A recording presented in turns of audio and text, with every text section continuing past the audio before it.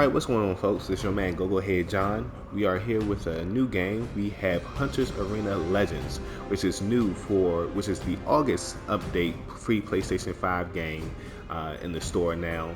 It is a battle royale style gameplay, but it uses melee characters and melee combat as opposed to shooter style, like most battle royale games play.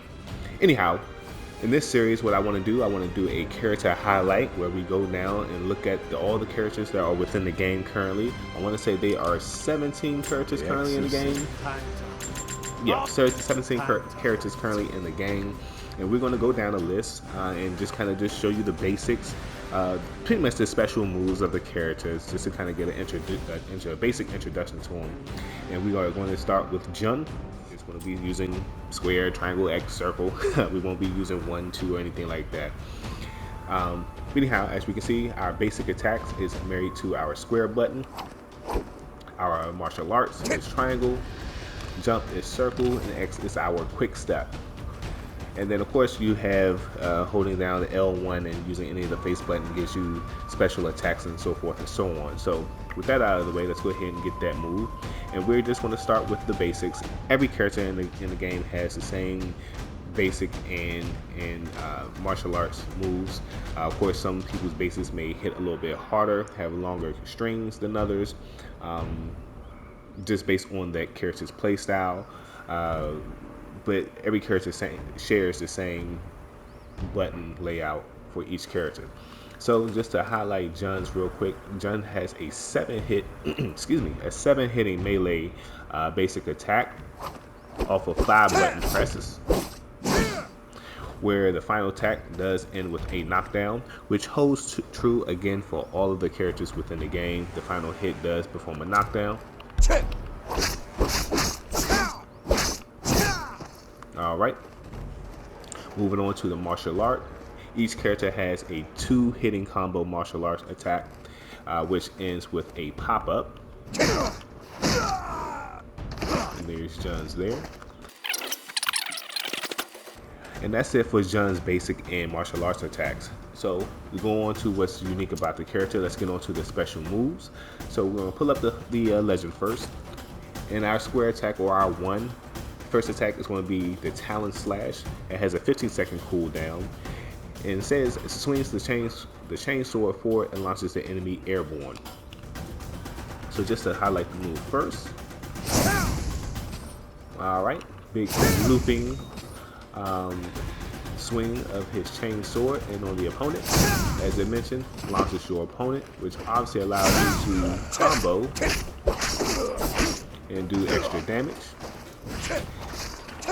As we just demonstrated, that move can be comboed. You can combo after that move, but you can also combo into it.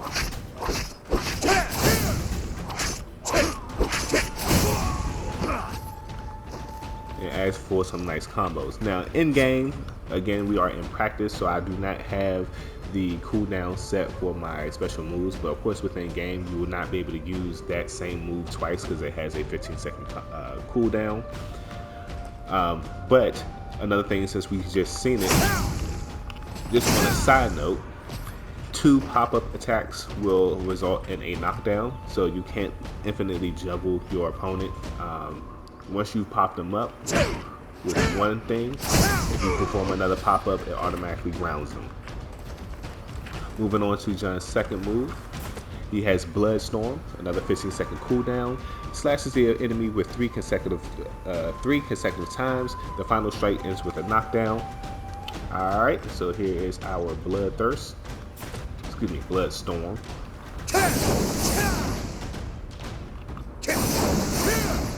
Alright, and on our opponent. And there's our knockdown. Now, it says a knockdown. This pretty much is probably going to be a combo ender because you can't really combo afterwards. Now, another thing I will mention in this game, you can attack a down opponent with both your basic and your martial arts attack, but you have to be within a certain range. I think each character may be a little bit different, but you have to be within typically close range to trigger the actual ground attack. Now with this move, since it does knock down, it also kind of pushes away. It kind of puts us out of range. But hey, I actually just performed the martial arts attack, and I did get the animation for it and the damage as well. But again, just like with the first attack, that first special move, you can combo into that. Alright. Our third move is Death Embrace with a 17-second cooldown, and it has double effect. The single press extends the chainsaw and pulls the enemy towards you. And if you tap the button 2 times, it actually launches Jun towards the enemy and performs his own attack, which results in a knockdown. Alright, so again, to highlight the move first. Alright. Jun's chainsaw is very reminiscent to Ivy within the Soul Calibur series. Alright, now on our opponent. Here's the pull, and of course we can probably go in with some melees afterwards. And with the double press, Jun launches forward and does his strike, which again results in a knockdown. Now one thing that's unique, that's kind of unique about this move that I had noticed, is that this move actually locks on to the opponent whenever you are within range. So if I am out of range, wherever I'm looking is the direction that he'll sling the sword. But if you are within range, even if you are pointed looking completely opposite direction,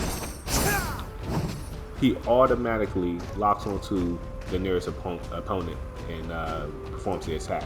So that's pretty cool, pretty useful if you are in the real game and you may have an opponent running around, they may be hiding in the bush, invisible or anything like that. If that locks on just for being in range, that's a really cool utility to have. Alright, finally, we had Chain Fall with a 1-minute cooldown, and slams the ground with the chainsaw and knocks the enemy down. So there you have it. And on our opponent, good damage and the knockdown as I mentioned.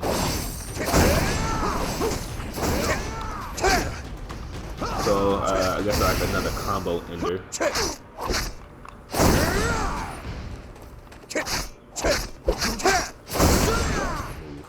And finally, it's the actual super, which you have to be within close range to hit.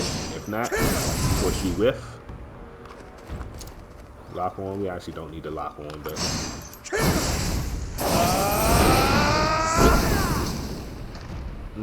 okay.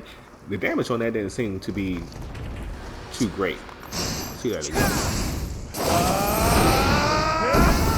Okay, it's a $177 on the initial swing, and then what, it's like 250 or 260 on the second. So we're looking at about 400 damage. So it is his strongest move, which it should be. I don't know, this seemed kind of lackluster. Anyhow, that's his ultimate move. Last thing, each character shares a passive ability, and Jun's is the Bloody Revenge. Jun can side quick step 2 times in a row, and if he evades an enemy projectile with the quick step, he can quickly dash into his opponent and perform a basic attack. So before we actually perform it with the quick step does use stamina. At the top left, we can see the HP within the white bar, and the yellow bar below it is our stamina. And apparently what's unique to Jun is that he gets 2 quick steps in a row, which does use up his stamina, but at least he can do 2 quick dodges that will either avoid an attack or close the gap on an opponent. Other than that, that is Jun in a nutshell. That's his basic attacks, his passive abilities. I want to say he's probably your all-around average basic character, probably easy to pick up and use and be successful with. So that's it for the first episode. We will be back, as I mentioned, with the other characters, and other than that, pick up the game, have fun, and enjoy.